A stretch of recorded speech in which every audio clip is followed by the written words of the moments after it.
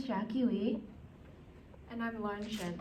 And today our presentation will be on the architecture of Korea and how it turned into a global phenomenon.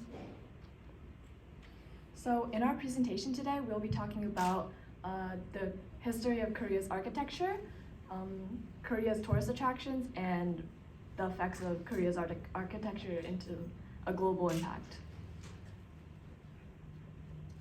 So for the general history, Korea's traditional architecture is able to control with the environment and harmony with the nature. And topography was also an important factor because it influenced the design of the buildings so that it can blend into the local surroundings. And there are many Chinese styles like in the architecture, including the curved roofs and the large courtyards and many other facts. And the Korean traditional houses are called hanok, and ondol is the Korean heating system. And some materials that were used in these buildings were wood, stone, and clay. The hanok is a traditional Korean house, and this building has wooden frameworks and many other different supports.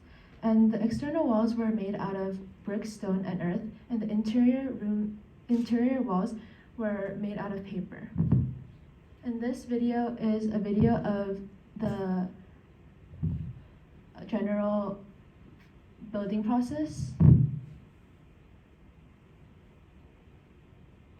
They start off with like the ground and then put the supports, and then the roof is built next, and then lastly the windows and doors are put in.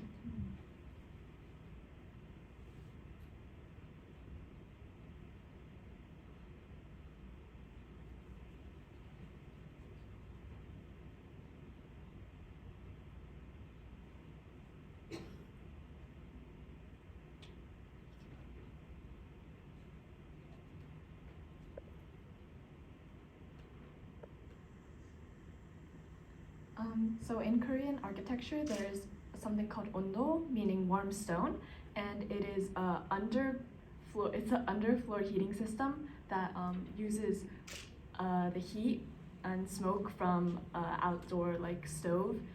It's inside like in a room like next door, usually a kitchen, and it utilizes the smoke and smoke like pathway underground to heat the stone above and heating the floor, so that the house can be heated. And it's also very efficient, since when you're using the stone, you can also heat the house alongside it.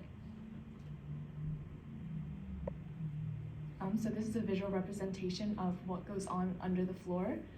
So you can see the stove or like fire outside of the house, and it would kind of control the smoke so that it can heat the floor above.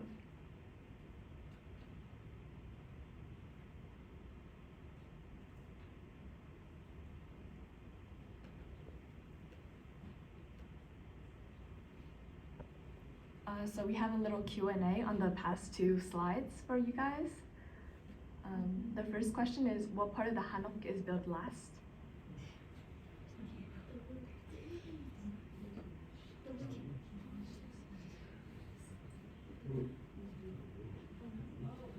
Clay walls. Pick a person, Lauren. Oh, anybody? Okay. Wait, who's raising their hand? Person in the back, in the middle. Incorrect.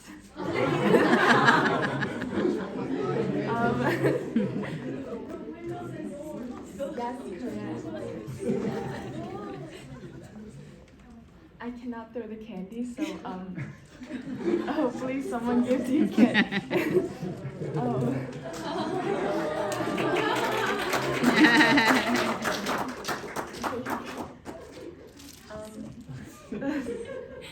So question 2 is, what goes out through the chimney of the house when using an ondol? Through the chimney? Anybody? Tina? Smoke? Yes, it is in fact the smoke and heat.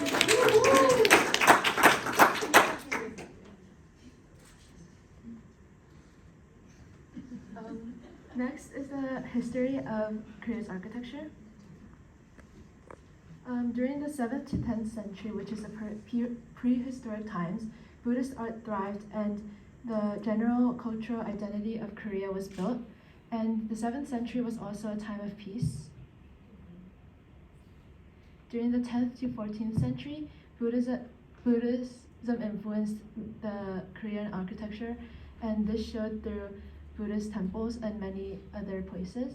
And this period's architecture was hard to study because it was generally built with wood, and throughout the timeline, many of the architecture was destroyed.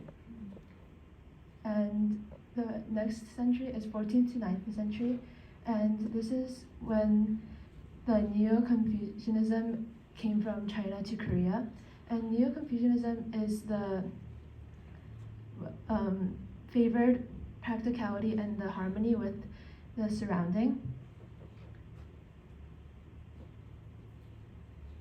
So from 1910 to 1945 was when Korea was under Japan rule, and during this time, Japan burned down many Korean buildings, and in its place built Japan architecture. And alongside this, they also built railroads in Korea, and these are two examples of Japanese architecture in Korea.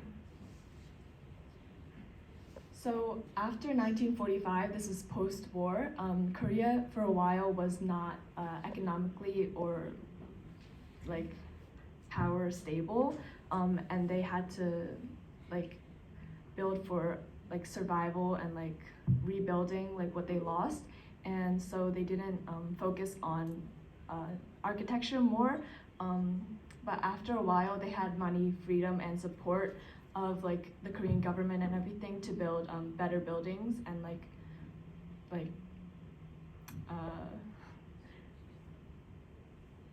preserve past architecture.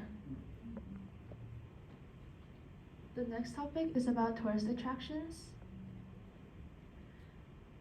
Evolution to tourist areas where Korean and architecture and many of the modern functions merged together to make something uniquely Korean. And Seoul is currently in the middle of a design transformation, so the whole world is focusing on Seoul right now.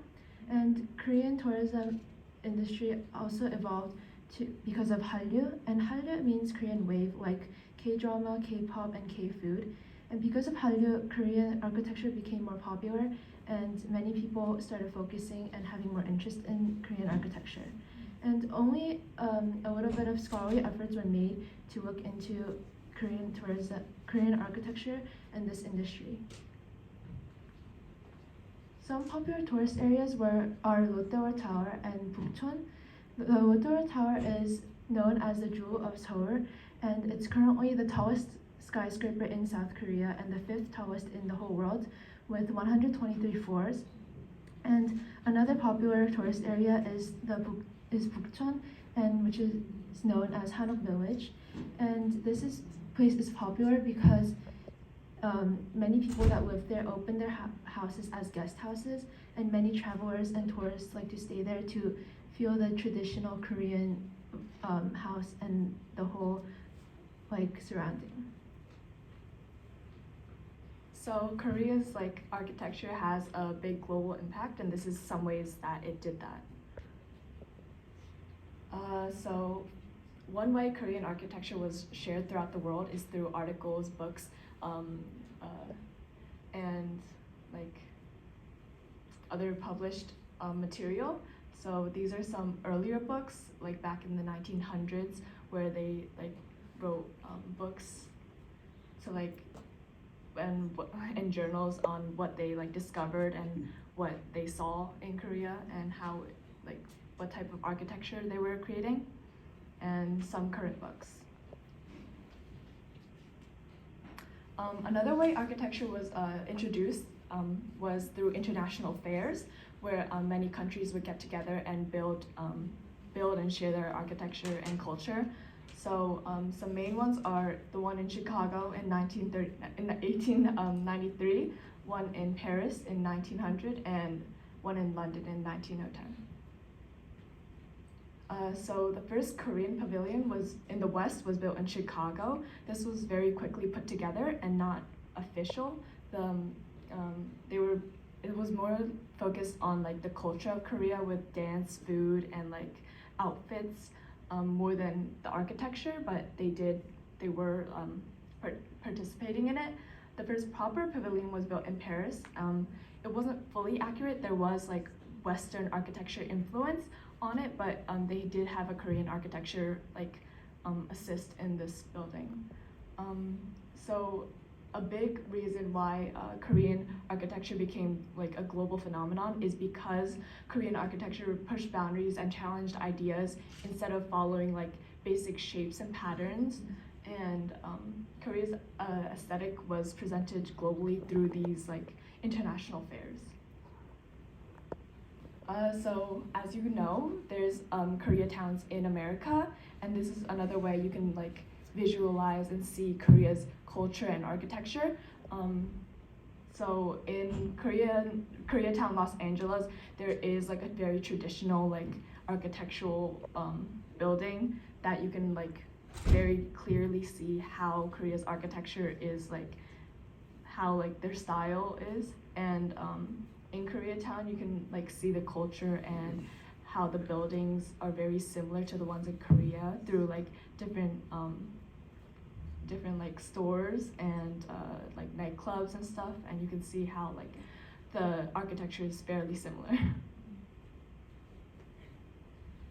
Another way like Korea was able to be known globally is through travel vlogs. And through travel vlogs, people who can't visit Korea or are planning to visit Korea can see all the architecture and learn more about them. And through these vlogs, the architecture were shown, and people were getting more interest and ideas. There are ideas of these architectures, and they were just able to globalize more. And there's a second part of Q&A for you guys. The first question is, what style did Korea follow with the curved roof? Yeah? Yeah. Close, but not quite. Gina? Yes. The next, yeah. The next question is, what are 3 ways Korean architecture became a global phenomenon?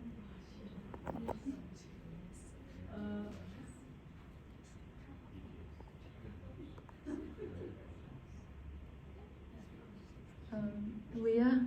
I only know 2 of them though. Travel vlog and books. Yes, those are 2. But there's one more. There's